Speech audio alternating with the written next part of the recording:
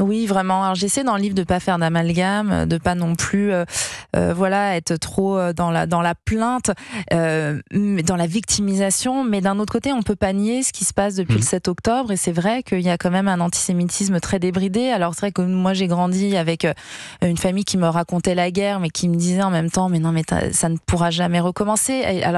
Et en même temps, on se pose des questions. Oui, ça pourra pas recommencer sous cette forme, mais d'un autre côté, ce qui se passe aujourd'hui, ça reste très inquiétant. C'est vrai qu'il y a une haine du juif qui est quand même présente, qui est quand même quelque chose d'ancré encore, pour moi, de façon beaucoup trop importante en France. Et on l'a observé depuis le 7 octobre. Il y a encore eu un acte antisémite cette nuit. Voilà, on en vient. C'est des discussions qui reviennent, en tout cas, dans les dîners de famille ou autres.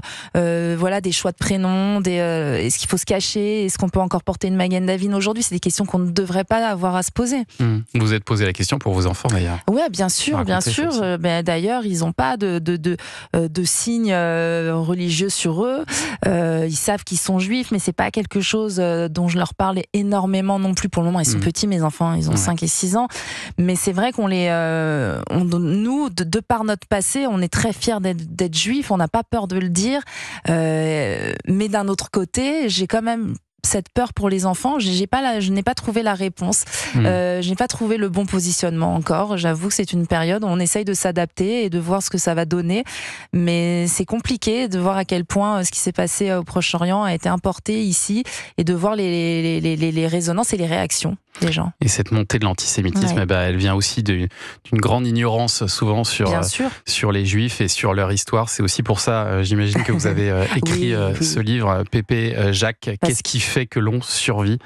C'est chez Robert Laffont. Merci beaucoup. Merci Thomas. Vous vouliez dire un dernier mot? Non, mais j'allais dire oui, l'importance de se souvenir de l'histoire, justement, pour appréhender le futur et puis pour les prochaines générations, parce que bientôt il n'y aura plus aucun rescapé d'Auschwitz vivant. Et donc c'est vraiment important qu'on se souvienne de la Shoah. Bravo d'avoir eu ce courage d'écrire son histoire.